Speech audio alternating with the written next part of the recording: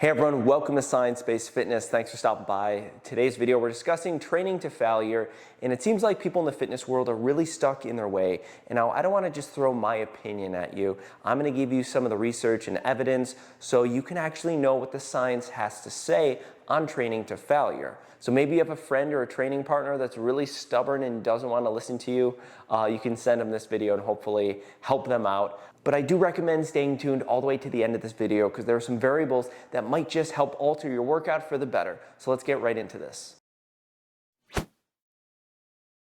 So I want to walk you guys through a 2019 study that looks at muscle failure and if it promotes hypertrophy or strength gains and using different loads. So this 8-week-long study looked at 4 different groups. They wanted to measure muscle size and 1 rep max strength. Now the parameters for the group were that 2 groups would use light loads and 2 groups would use heavy loads. Now, one of the light loads and heavy loads would train to failure, while the meantime, one of the light loads and heavy loads would stop shy of failure. But one of the important details to this study is that the groups equated volume. So let me explain what this would look like. If someone was doing a bicep curl where their absolute max was 10 reps for 3 sets, this would be a total of 30 reps. Now, to equal the same amount of volume, the group stopping shy of failure might do 5 sets of 6 reps, equaling out 30 total reps. And as long as I got this basic multiplication right, this should be 30 reps for each group.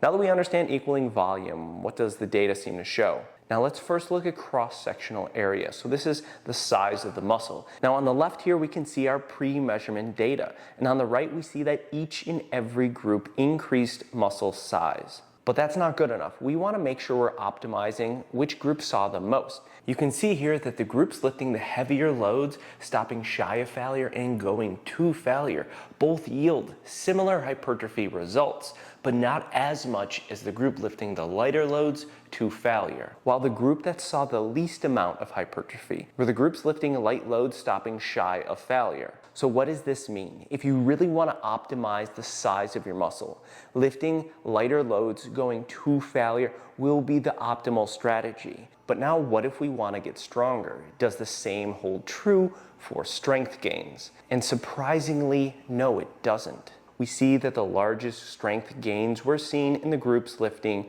heavier loads, which is pretty much what we would expect. The lighter loads still saw strength gains, although the groups lifting heavier loads, stopping shy of failure, and going to failure saw almost identical results. Now remember, this is with equaling volume. And this is good news, because there's a lot of people like me who are lifting without a spotter, and this data shows that you can yield similar results, stopping shy of failure and adding a set or 2 at the end. So how do we apply this data to our workout routines? Like I said before, this will be largely dependent upon your goals. For those of us who are trying to get stronger, you might have already been lifting heavy loads, pushing close to failure. But mixing in some lighter load sets, pushing all the way to failure, might experience a little bit more hypertrophy, although it's not necessarily always optimal for strength.